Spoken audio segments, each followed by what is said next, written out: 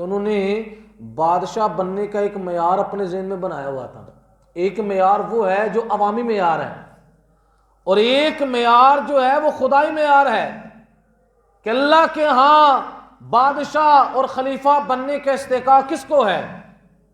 اب انہوں نے کہا یہ ہم پر بادشاہ کیسے ہو سکتے ہیں؟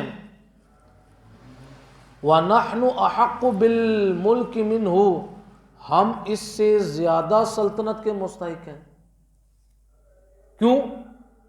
ہمارے اندر ایسے لوگ بھی ہیں کہ جو کس کی اولاد میں سے ہیں؟ لاوا بن یعقوب کی اولاد میں سے ہیں. جس طرح ایک تسلسل سے سلسلہ چلا آ رہا ہے، ہم زیادہ استحقاق رکھتے ہیں کہ ہم بادشاہ بنیں. ایک تو بات یہ ہے، یعنی انہوں نے نسب کو معیار بنایا. کس کو معیار بنایا؟ نسب کو معیار بنایا کہ ہمارے اندر ایسے نسب والے بندے موجود ہیں کہ جو استحقاق رکھتے ہیں کہ ان کو بادشاہ بننا چاہیے. اور ساتھ کیا کہا؟ وَلَمْ يُؤْتَ سَعَةً مِّنَ الْمَالِ، اور اسے مال میں بھی وسعت نہیں دی گئی. طالوت تو غریب آدمی ہے، تو بادشاہ سلطنت کا مالک ہونے کے لیے امیر ہونا ضروری ہے. جس طرح آج بھی لوگ کہتے ہیں نا کہ جو علاقے کا چیئرمین بن رہا ہے، اگر کوئی متقی پرہیزگار بندہ کھڑا ہو جائے تو لوگ کہتے ہیں یار یہ کس طرح الیکشن جیتے گا، اس کے پاس تو الیکشن جیتنے کے لیے کام کرنے کے لیے پیسے ہی نہیں ہیں. تو یہ لوگ سیاست نہیں کر سکتے. سیاست کون کر سکتا ہے؟ جس کے پاس کیا ہو. یہ اس وقت بات انہوں نے کہی تھی جو آج بھی ہمارے معاشرے کے اندر کہی جا رہی ہے. آج بھی لوگ کہتے ہیں یار یہ جو صاحب علم لوگ ہیں، اگر کوئی عالم دین سیاست کے اندر آئے، اور یہ بہت بڑا پراپوگنڈا ہے کہ سیاست کو دین سے جدا کیا جا رہا ہے. حالانکہ سیاست جو ہے وہ دین کا ایک شعبہ ہے. دین کا کیا ہے؟ شعبہ ہے. کہ نبی علیہ الصلوۃ والسلام فرماتے ہیں کانت بنو اسرائیل تسوسہم الانبیاء، بنی اسرائیل کے انبیاء وہ سیاست کیا کرتے تھے. یہ بخاری کی روایت ہے. تو جو بندہ یہ کہے سیاست کا تعلق دین سے نہیں ہے، ایسا بندہ جو ہے وہ سیاست کے معنی کو جانتا نہیں. لیکن آج کی جو موجودہ سیاست ہے یہ تو جھوٹ کا نام ہے، یہ تو منافقت کا نام ہے. یہ کس کا نام ہے؟ اگر اسی سیاست کے اندر ایک لیڈر جو ہے دوسرے کے خلاف بول رہا ہوتا ہے، اگلے ہی مرحلے کے اندر آپ دیکھیں دونوں مل کر کھانا کھا رہے ہوتے ہیں. دونوں مل کر سٹیج پر کیا ہوتی ہے؟ وہ تقریر ہوتی ہے مخالفت کی، لیکن اپنی نجی محفلوں کے اندر بیٹھ کر وہی لوگ آپس میں کیا کر رہے ہوتے ہیں. تو آج کی موجودہ سیاست جو ہے اس سے انقلاب نہیں آ سکتا. انقلاب اسی سیاست سے آئے گا جس طرح کی سیاست انبیاء نے کی، ہمارے آقا علیہ السلام نے فرمائی. اسی سیاست سے کیا آ سکتا ہے؟ انقلاب آ سکتا ہے.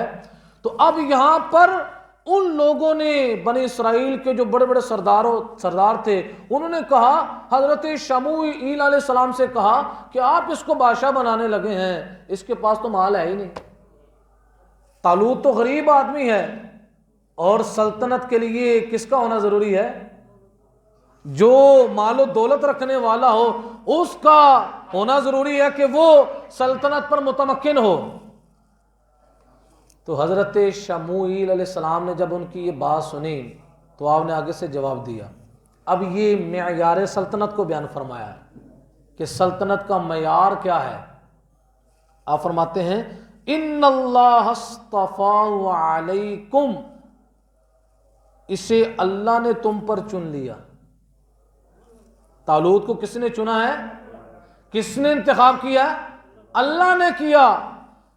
اب اللہ نے کیوں کیا؟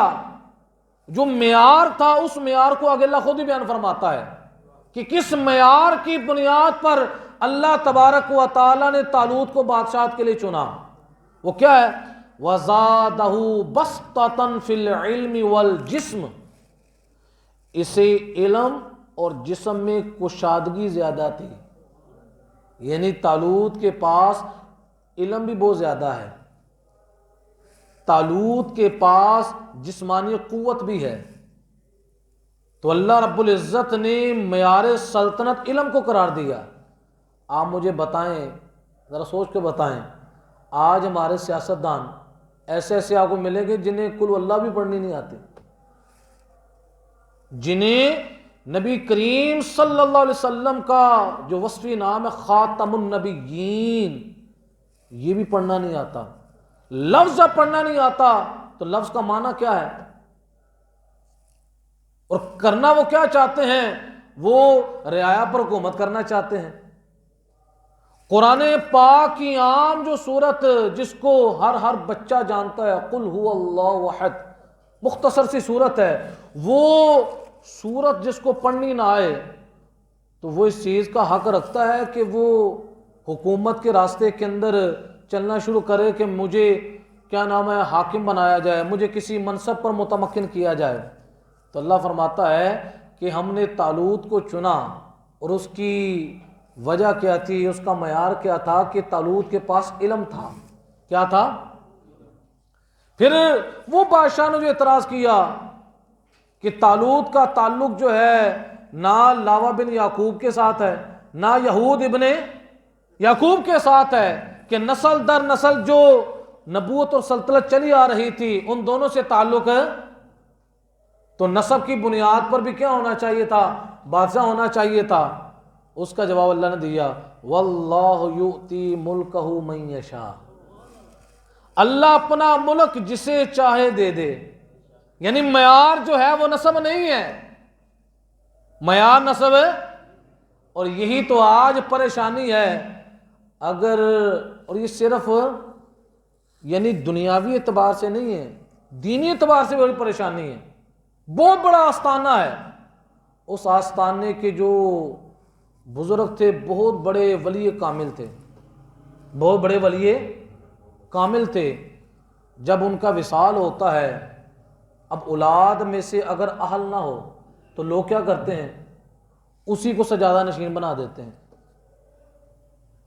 اسی کو کیا بنا دیتے ہیں کہ نہیں یہ پیروں کی اولاد ہے، تو پیر صاحب کی اولاد حاکم کا بنتا ہے کہ ان کو کیا بنایا جائے۔ شریعت اس کی مخالفت کرتی ہے، شریعت کہتی ہے کہ معیار جو شرائط بیان کی ہیں اس شرائط کے مطابق ہونا چاہیے سلسلہ۔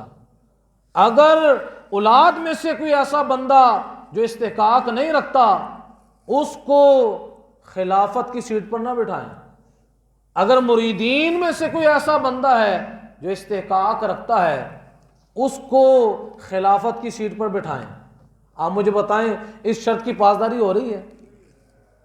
آپ نیٹ نکالیں، یوٹیوب پر جائیں اور یہ لکھیں آستانہ، تو آپ کو ایسے ایسے آستانوں پر لوگ ملیں گے کہ جنہیں قرآن و سنت کی جو بنیادی باتیں اس کا پتہ نہیں ہوتا، لیکن وہ کیا ہے؟ پیر صاحب ہے۔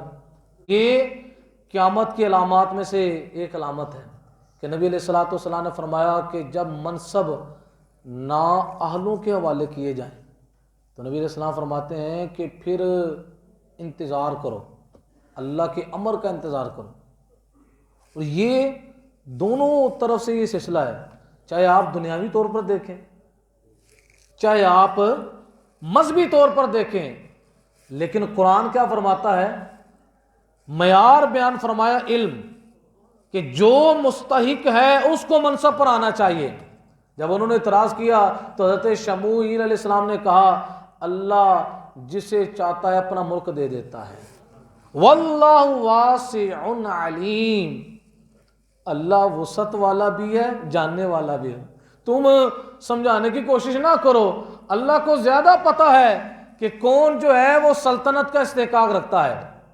اب یہاں تک بات ہوئی، پھر انہوں نے حضرت شموئیل علیہ السلام سے کہا آپ نے طالوت کو ہم پر مقرر تو کر دیا ہے، لیکن طالوت کے بادشاہ ہونے کی کوئی علامت بھی ہے، کوئی نشانی بھی ہے، تاکہ ہم اس نشانی کے ذریعے پہچان لیں کہ یہ طالوت جو ہے یہ بادشاہ ہے۔ تو پھر آپ نے اس کی ایک نشانی ذکر فرمائی، آپ نے نشانی یہ بیان فرمائی کہ وہ تابوت سکینہ جو بنی اسرائیل کی بد عملی کی وجہ سے وہ گم ہو چکا ہے، وہ گما ہوا تابوت سکینہ واپس آ جائے گا۔ اور وہ تابوت سکینہ کیا ہے، اس کا تعارف کیا ہے؟ وہ ایک صندوق تھا، اس کی جو لمبائی تھی، اس کی لمبائی 6 ہاتھ تھی، 1 ہاتھ 1.5 فٹ کا بنتا ہے، تو یہ کتنے فٹ بن جاتا ہے؟ 9 فٹ بن گیا، یعنی 9 فٹ لمبا اور 2 ہاتھ اس کی چوڑائی تھی، یہ کتنے فٹ بن گیا؟ 3 فٹ بن گیا، یعنی 9/3 کا وہ صندوق تھا، اور اس کے اندر اللہ تبارک و تعالیٰ کے انبیاء کرام علیہ الصلاۃ والسلام کی قدرتی تصویریں تھیں، مصنوعی نہیں، مصنوعی کی ممانت ہے۔ کون سی؟ جس طرح آج بھی آپ دیکھیں کہ ایسی چیزیں ہیں، پتھروں پر اللہ کا نام لکھا ہوتا ہے، حضور کا نام لکھا ہوتا ہے، وہ قدرتی چیزیں ہوتی ہیں بنائی ہوئی۔ تو اسی طرح وہ قدرتی تصویریں تھیں، اسی تابوت سکینہ کے اندر وہ موجود تھیں، اور اس کے اندر حضرت موسیٰ علیہ الصلاۃ والسلام کے کپڑے، حضرت موسیٰ علیہ الصلاۃ والسلام کا عصا مبارک جو تھا وہ، اور تورات کی تختیوں کے کچھ ٹکڑے تھے، یعنی اس طرح مختلف انبیاء کرام علیہ الصلاۃ والسلام کے اس کے اندر تبرکات موجود تھے۔ اور اس کے اندر ہوتا کیا تھا؟ بنی اسرائیل پہلے کیا کرتے تھے؟ جس وقت کسی سے جنگ ہوتی تھی، تابوت سکینہ کو اپنے سامنے رکھتے تھے، سامنے رکھ کر اللہ رب العزت کی بارگاہ میں فتح کی دعا مانگتے تھے، یا اللہ عز و جل ہمیں اس تابوت سکینہ کی برکت سے دشمن پر فتح عطا فرما۔ اب آپ مجھے بتائیں، آج کے دور کے اندر جو توحید کا درس دیتے ہیں، وہ کہتے ہیں مشکل کشا ہونا، حاجت روا ہونا، یہ صرف اللہ کا خاصہ ہے۔ کس کا خاصہ ہے؟ تو بنی اسرائیل کے اندر حاجت روا، مشکل کشا، وہ کس کو مانتے تھے؟ تابوت سکینہ کو مانتے تھے۔ وہ یہ سمجھتے تھے کہ اس کی برکات سے اللہ تعالی ہمیں دشمن پر فتح عطا فرماتا تھا۔ کیا فتح فرماتا تھا؟ اور تابوت سکینہ کی جو برکت ہے وہ بھی حقیقت کے اندر اللہ ہی کی برکت ہے، یہ نہیں ہے کہ ان کی اپنی طاقت ہے، وہ اللہ تعالیٰ کا دیا ہوا تحفہ ہے، کہ جو ان بزرگوں کے، اللہ تبارک و تعالیٰ کے انبیاء کرام علیہ الصلاۃ والسلام کے جسم سے مس ہونے والے کپڑے اس کے اندر موجود تھے۔ حضرت موسیٰ علیہ الصلاۃ والسلام تورات کی تختیوں کی جو تلاوت کرتے تھے، اس کے ٹکڑے اس کے اندر موجود تھے، اور آپ کا عصا مبارک جو تھا اس کے، وہ بھی اسی تابوت سکینہ کے اندر اس کے ٹکڑے موجود تھے۔ اسی طرح من اور سلوہ، من جو ہے اس کے بھی ٹکڑے جو تھے اسی کے اندر، وہ کھانا جو اللہ تعالیٰ آسمان سے اتارتا تھا وہ بھی اس کے اندر کیا تھا؟ موجود تھا۔ یہ سلسلہ چلتا چلتا رہا، یہاں تک کہ بنی اسرائیل کے اندر کچھ ایسے لوگ پیدا ہوئے، آج نجدی سوچ والے، آج سعودی سوچ والے، کہ جو تبرکات کو شرک سمجھتے ہیں۔ وہ کہتے ہیں ان تبرکات سے کیا حاصل ہوتا ہے؟ اگر تبرکات کی برکت کو جو مانے گا وہ کہتے ہیں یہ مشرک ہو جائے گا۔ اس طرح کی سوچ کے کچھ لوگ پیدا ہوئے، اور سلسلہ کیا ہوا؟ قوم عمالقہ نے ان پر تسلط کیا، ان پر قبضہ کیا، اور وہی تابوت سکینہ کو چھین کر وہ اپنے پاس لے گئے، اور جا کر انہوں نے کیا کیا؟ قوم عمالقہ نے اس کی بڑی توہین کی، اس کو گندا کوڑا کرکٹ کے ڈھیر پر رکھا۔ کہاں رکھا؟ کوڑا کرکٹ کے ڈھیر۔ آج بھی کچھ لوگ کہتے ہیں اللہ کی توحید اس وقت بیان ہوتی ہے جب اللہ کے نبیوں کی گستاخی اور توہین کریں، پھر توحید بیان ہوتی ہے۔ جس طرح یہ جیلم کا مرزا جہنمی ہے، یہ بھی اس کا بیان بھی ہے، یہ بھی کہتا ہے اللہ کی توحید اس وقت صحیح بیان ہوگی جب تم کسی نبی کو رگڑا لگاؤ گے، معاذ اللہ، کسی نبی کی توہین کرو گے تو پھر اس صورت کے اندر توحید بیان ہونی ہے، اس کے علاوہ توحید بیان نہیں ہو سکتی۔ اسی ذہنیت کے لوگ وہ تھے، انہوں نے جس وقت اس کی توہین کی کہ گندا کوڑا کرکٹ کے ڈھیر پر उस मुकद्दस तबरुकात को उन्होंने रख दिया, तो फिर अल्लाह तबारक व ताला की तरफ से उसी बस्ती के अंदर मुख्तलिफ बीमारियां पैदा हो गई, मसाइब वलाम शुरू हो गए, मुख्तलिफ बीमारियां, मुख्तलिफ हादसे शुरू हो गए। जब मुख्तलिफ हादसे शुरू हुए, पहले तो उन्होंने बड़ी कोशिश की बीमारियों का इलाज करने की, लेकिन जिस वक़्त आफतें टल, वो समझ गए कि ये काम हमारे साथ जो चल रहा है, ये हमने तबूत सकीना की जो बेअदबी की है, जो तौहीन की है, इसकी वजह से है। फिर उन्होंने क्या किया, एक बैल गाड़ी पर तबूत सकीना को रखा और उसको किसी बस्ती की तरफ क्या कर दिया, बैल को मुंतकिल कर दिया कि ये तबूत सकीना वो बैल ले जाए। तो अल्लाह तबारक व ताला के फरिश्तों ने उस तबूत सकीना को उठा लिया, क्या कर लिया। ये वक़्त चलता रहा। फिर ये हज़रत तालूत का जिस वक़्त दौर आया, तो जिस वक़्त लोगों ने पूछा कि उनकी बादशाहत की निशानी और अलामत क्या है, तो हज़रत शमूईल अलैहिस्सलाम ने फरमाया उनकी निशानी ये है कि तुम्हारे पास वो गुमशुदा तबूत सकीना वापस आ जाएगा। तो ऐसा ही हुआ कि देखा कि फरिश्ते जो हैं उसी तबूत सकीना को उठाकर उस कौम के अंदर लेकर आए।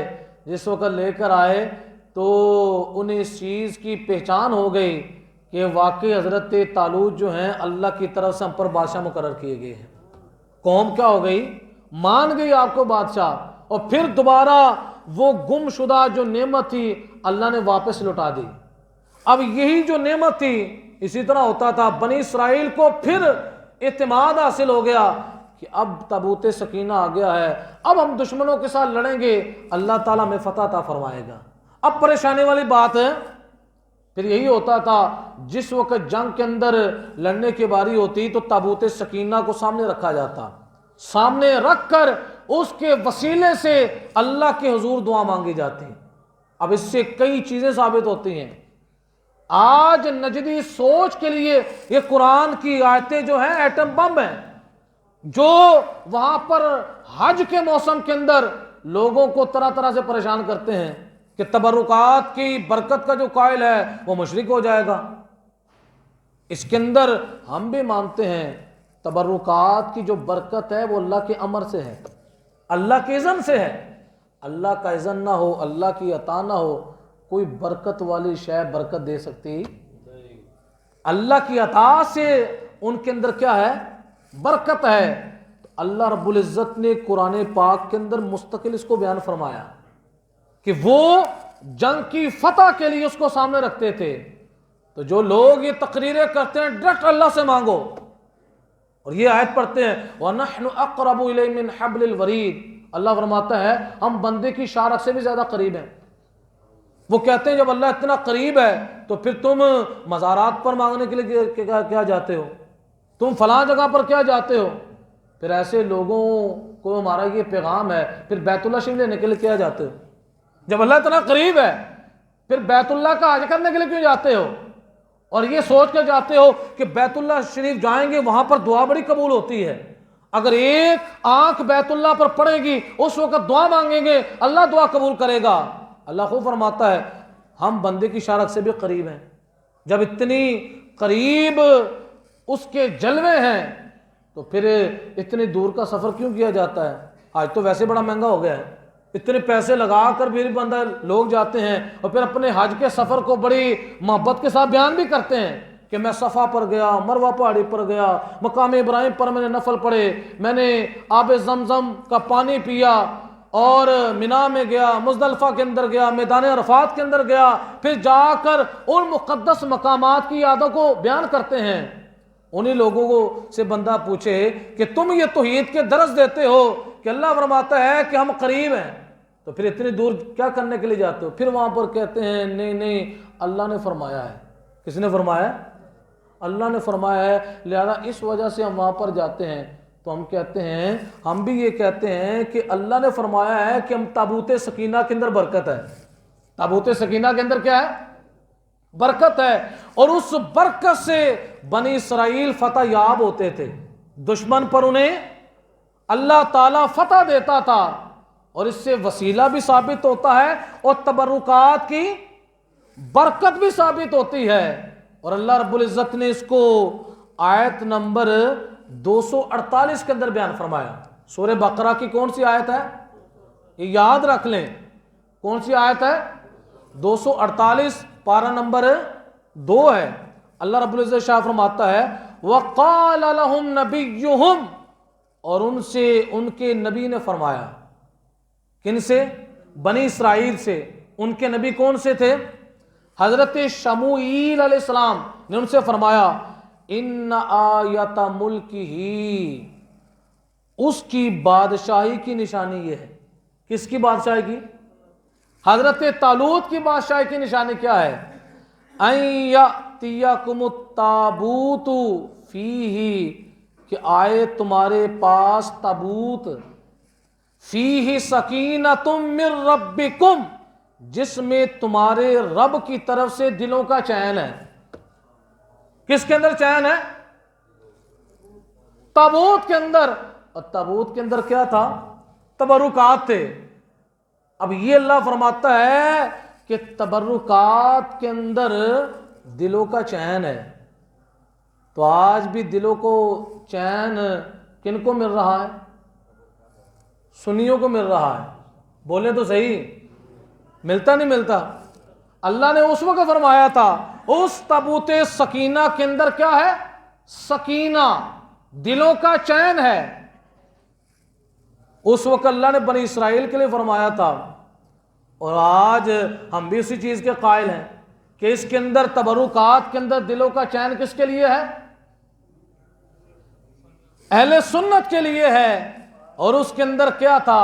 وَبَقِيَّةٌ مِّمَّا تَرَكَ آلُ مُوسَىٰ وَآلُ ہارون، کچھ بچی ہوئی چیزیں معزز موسیٰ اور معزز ہارون کے ترکے کی، جو آپ نے جو چیزیں چھوڑی وہ اس تابوت سکینہ کے اندر موجود تھیں. مفسرین فرماتے ہیں کہ حضرت موسیٰ علیہ السلام کے کپڑے، آپ کی نالین شریفین بھی اس کے اندر تھی. اس کا مطلب ہے نبی علیہ السلام کے پاؤں کے اندر جو نالین شریفین اس کی بھی برکت ہے. حالانکہ نالین شریفین جو بندہ اپنے پاؤں میں پہنتا ہے، بعض بندہ جوتی جو بڑی احتیاط کرتا ہے یا جوتی باہر اتارو، لیکن وہ عام نالین وہ کس کی ہے؟ نبی کی ہے. نبی کے پاؤں کے ساتھ جو چیز مس ہو گئی وہ بھی تبرک بن گئی. وہ بھی کیا بن گئی؟ حضرت ہارون علیہ السلام کا امامہ بھی اس کے اندر تھا. اس کے اندر اب کچھ لوگوں کے ذہنوں میں یہ بات آ رہی ہوگی یہ مکس ہو گیا سارا کام. تو اس کے بارے میں مفسرین فرماتے ہیں کہ اس کے اندر خانے بنے ہوئے تھے. کیا بنے ہوئے تھے؟ کہ کچھ خانوں کے اندر تورات کی تختیوں کے وہ ٹکڑے موجود تھے، اور کچھ خانوں کے اندر نالین مبارک تھی، کچھ خانوں کے اندر امامہ شریف حضرت ہارون علیہ السلام کا، حضرت موسیٰ علیہ السلام کے کپڑے مبارک، اور من و سلوہ، 2 ڈشیں جب آسمان سے اترتی تھیں اس میں سے ایک کیا تھی؟ نمکین ڈش تھی، دوسری کیا تھی؟ سویٹ ڈش تھی. تو من کے کچھ ٹکڑے بھی اسی کے اندر موجود تھے. اب آپ مجھے بتائیں اللہ رب العزت نے اس کا بڑے اہتمام کے ساتھ قرآن پاک کے اندر اس کا ذکر فرمایا. اور تبرکات کو اٹھانے والے کون سے تھے؟ اب آپ مجھے بتائیں اگر تبرکات شرک کا ذریعہ ہوں تو مجھے بتائیں جو شرک کا منبع ہوں اس کو فرشتے اٹھا سکتے ہیں؟ بولیں تو صحیح، اٹھا سکتے ہیں؟ فرشتے معصوم ہیں. کبھی ایسا ہو سکتا ہے، آپ یہ مثال لے لیں، بت جو ہے جس کی پوجا کی جاتی ہے، یہ ہو سکتا ہے کہ بت کو فرشتے اٹھا کر تعظیم کے پیش نظر لے کر آئیں؟ ہو سکتا ہے ایسا؟ اس کا مطلب ہے تبرکات جو ہے وہ باعث شرک بلکہ وہ ایمان کی تر و تازگی کا ذریعہ ہے. اس سے اللہ تعالیٰ ایمان کے اندر تر و تازگی عطا فرماتا ہے. اللہ فرماتا ہے وہ جو تابوت سکینہ تھا جس کے اندر مختلف تبرکات تھے، اس کو لے کر کون آ رہا تھا؟ تحملہ الملائکہ، اس کو فرشتے اٹھا کر لے کر آ رہے تھے. اس کو فرشتے، اس کا مطلب ہے تبرکات کو ادب اور تعظیم کے پیش نظر زیارت کے لیے اٹھا کر لانا، یہ کس کی سنت ہے؟ اللہ کے فرشتوں کی سنت ہے، اللہ کے۔ اور جو تبرکات کی توہین کرتا ہے، یہ کس کا طریقہ ہے؟ یہ بد مذہبوں کا طریقہ ہے کہ جو تبرکات کی توہین کرتا ہے، اسی توہین کے پیش نظر ان کے اندر مختلف بیماریاں پیدا ہوگی۔ یہ ساری باتیں ذکر کر کے اللہ کیا فرماتے ہیں آگے؟ یہ آیت کا اگلا حصہ یاد رکھیں، ان فی ذالک لآیۃ لکم ان کنتم مومنین، بے شک اس میں بڑی نشانی ہے تمہارے لیے اگر ایمان رکھتے ہو۔ کس کے اندر؟ تابوت سکینہ کے اندر۔ اللہ فرماتا ہے اس کے اندر ایمان والوں کے لیے نشانیاں ہیں۔ اللہ رب العزت نے کتنے واضح الفاظ کے اندر اس چیز کو بیان فرمایا، لہٰذا تبرکات کا ثبوت قرآن سے ثابت ہوا یا نہ ہوا؟ بولیں تو صحیح، قرآن سے ثابت ہوا۔ اور آیت نمبر کون سی ہے؟ 248 ہے، جس کے اندر اللہ تبارک و تعالی نے، ہو سکتا ہے کوئی بندہ یہ سوال کر دے کہ یہ تو بنی اسرائیل کی بات ہے، ان کے دین کی بات ہے، آپ اپنے دین کی بات کریں کہ تبرکات۔ تو یہ اصول یاد رکھیں، قرآن پاک کے اندر اگر پہلی قوموں کی بات کو ذکر فرمایا جائے تو اس کو ذکر کرنے کی دو صورتیں ہوں گی۔ اگر اللہ تعالیٰ اس کو رد کے انداز میں پیش فرماتا ہے، اس کو پیش فرما کر اس کی تردید فرما دے، تو وہ چیز ہماری شریعت کا حصہ نہیں بنتی، وہ چیز ہماری شریعت کا حصہ۔ لیکن اگر اللہ تعالیٰ پرانی شریعت کا کوئی مسئلہ قرآن میں ذکر فرمائے لیکن اس کا رد نہ فرمائے، اس کا رد، تو وہ چیز ہماری شریعت کا بھی حصہ بن جاتی ہے۔ اب یہاں پر اللہ رب العزت نے بغیر تردید کے تابوت سکینہ کی برکت کو بیان فرمایا، اس کے فضائل کو بیان فرمایا، تو لہٰذا یہ چیز جو ہے ہماری شریعت کا حصہ بھی ہے۔ اس سے یہ بھی معلوم ہو گیا کہ تبرکات آج کے دور کے اندر بھی وہ مسلمانوں کے لیے باعث نفع ہے، باعث۔ تو یہ پہلی میں نے آیت آپ کے سامنے بیان کی۔ اب دوسری آیت جو ہے وہ سورہ یوسف کی ہے، حضرت یوسف علی نبینا علیہ الصلوۃ والسلام۔ پوری سورہ مبارکہ جو ہے قرآن پاک کے اندر سورہ یوسف ہے، جس کے اندر حضرت یوسف علیہ السلام کا پورا واقعہ بیان فرمایا گیا ہے کہ حضرت یوسف علیہ السلام جس وقت اپنے بھائیوں سے بچھڑ گئے، وہ واقعہ میں مکمل آپ کے سامنے خاکہ بیان کر کے میں مسئلہ تبرکات کا بیان کرنا چاہتا ہوں۔ تو آپ جس وقت جوانی کے عالم میں آپ بادشاہ بن گئے، تو ادھر بھائی جو تھے وہ قحط کے اندر مبتلا ہوئے، غلہ لینے کے لیے، اناج لینے کے لیے جناب یوسف علیہ السلام کے پاس گئے، آپس میں پہچان بھی ہو گئی، بھائیوں نے یوسف کو پہچان لیا۔ حضرت یوسف علیہ السلام نے اپنے بھائیوں سے جس وقت گھر کی صورتحال کا پوچھا، تو بھائیوں نے کہا کہ ہمارے جو بابا جان ہیں حضرت یعقوب علیہ السلام، وہ ہمارے بھائی یوسف علیہ السلام کی جدائی کے اندر اتنا روئے کہ آپ کی آنکھوں کی بینائی چلے گئی ہے، آپ کی آنکھوں کی بینائی۔ حضرت یوسف علیہ السلام کے فراق کے اندر اتنا روئے، کون؟ حضرت یعقوب علیہ السلام۔ تو پھر وہاں پر اللہ کا نبی حضرت یوسف علیہ السلام، آپ نے اپنا کرتا دیا۔ کیا دیا؟ یہ وہی کرتا ہے کہ جو کرتا حضرت ابراہیم علیہ السلام کو جس وقت نار نمرود کے اندر ڈالا جانے لگا تو نمرودیوں نے آپ کا کرتا اتار لیا۔ کیا اتار لیا؟ یہ وہ کرتا تھا جو حضرت ابراہیم علیہ السلام کے جسم سے اتارا گیا۔ پھر وہی کرتا انبیاء کرام علیہ السلام سے نسل در نسل ہوتا ہوا، اسی کرتے کو وہ تعویذ کے طور پر پہنتے تھے، برکت کے لیے انبیاء اس کو استعمال کرتے تھے۔ ہوتا ہوتا حضرت یعقوب علیہ السلام کے پاس آیا تو حضرت یعقوب علیہ السلام نے تعویذ کے طور پر اس کو حضرت یوسف علیہ السلام کے گلے میں ڈال دیا۔ کس کے گلے میں ڈال دیا؟ حضرت یوسف علیہ السلام کے گلے میں ڈال دیا۔ تو جس وقت بھائی حضرت یوسف علیہ السلام کے پاس آئے تو جب آپ نے والد صاحب کا حال چال پوچھا تو آپ نے وہی کرتا کہ جس کو والد گرامی نے گلے میں ڈالا ہوا تھا. آپ نے وہ کرتا اتارا اور بھائیوں کو کہا یہ میرا کرتا لے جاؤ, یہ میری قمیص لے جاؤ اور جا کر والد گرامی کے منہ پر ڈالنا. کس پر ڈالنا؟ منہ پر ڈالنا. اللہ تعالیٰ والد گرامی کو بینائی عطا فرما دے گا. اب آپ مجھے بتائیں, اللہ کے نبی کے بدن کے ساتھ جو چھونے والا کپڑا ہے اور کب سے چلا ہے؟ حضرت ابراہیم علیہ السلام سے چلا ہے, اور اس کی برکتیں ختم نہیں ہو رہی. اس کی برکتیں کہاں تک پہنچی؟